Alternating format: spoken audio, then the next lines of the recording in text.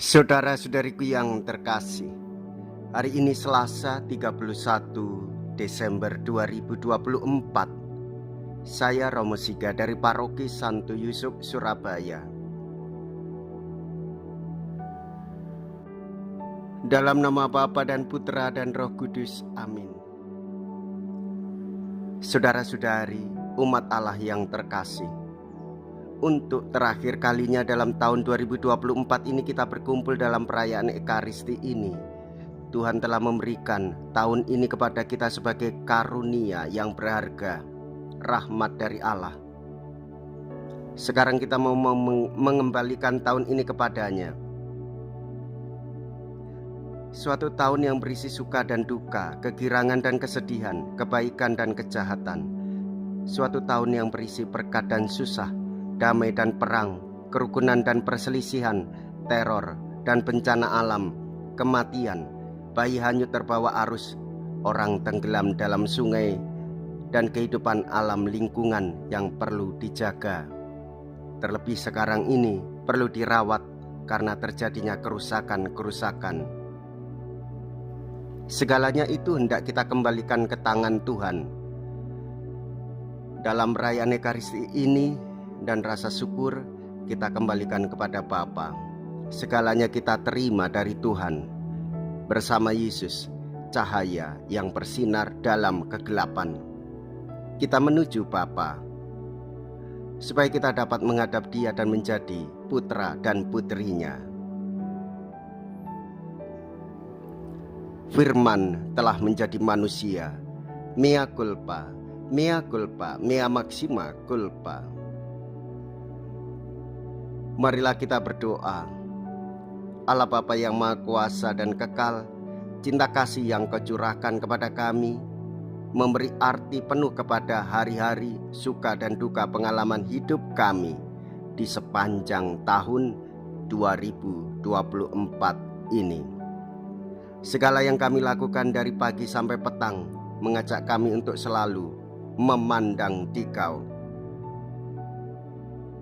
Berilah kami kekuatan agar dapat mengabdi-Mu dengan setia, sehingga dapat memberi kesaksian tanpa takut, karena Engkau selalu menyertai kami dalam setiap saat.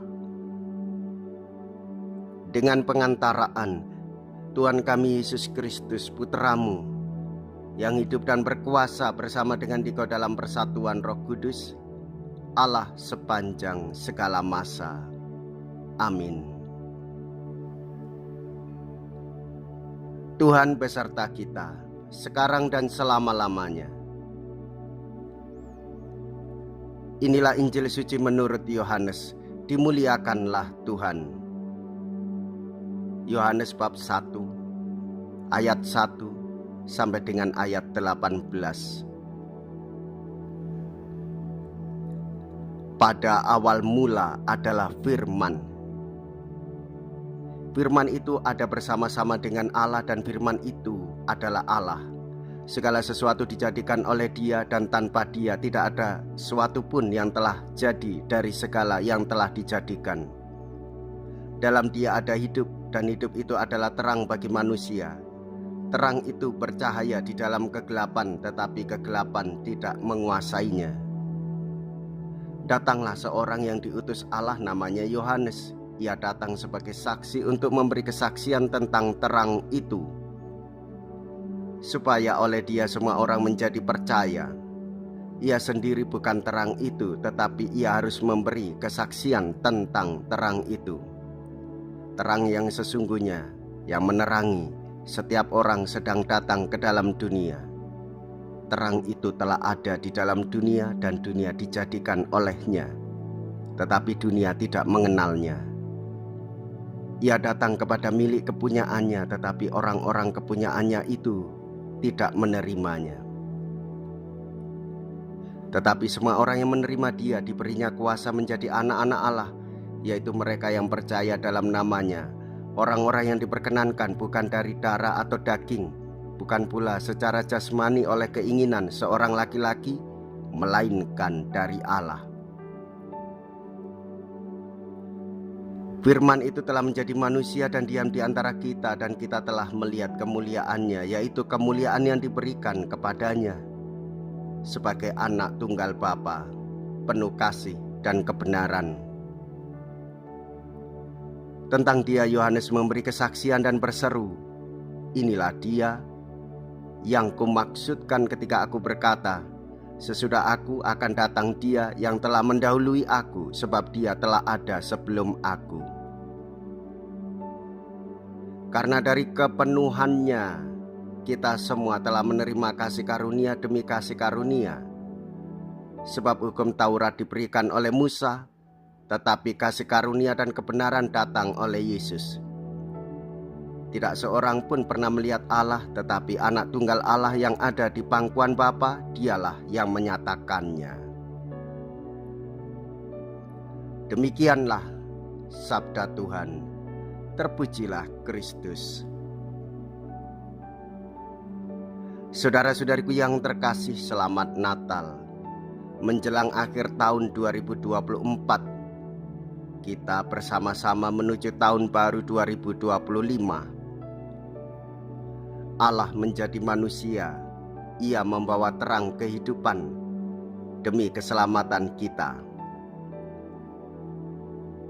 Kita sebagai orang-orang yang beriman Katolik hendaklah kita meminta pertolongan kepada Tuhan Yesus Kristus supaya kita dibebaskan dari belenggu dosa, maut, dan kuasa kematian. Sehingga pada tahun 2025 kita memiliki harapan baru, menjadi pesiarah yang berpengharapan, membawa warta sukacita bagi setiap orang. Keselamatan kita perjuangkan, keselamatan banyak orang kita sungguh mengajak bersama-sama supaya setiap orang, setiap pribadi pun diselamatkan. Dalam hidup iman Katolik, keselamatan bukan untuk pribadi, tetapi keselamatan diutamakan bagi banyak orang. Supaya setiap orang mengalami kasih Tuhan, supaya setiap orang mengalami kasih karunia.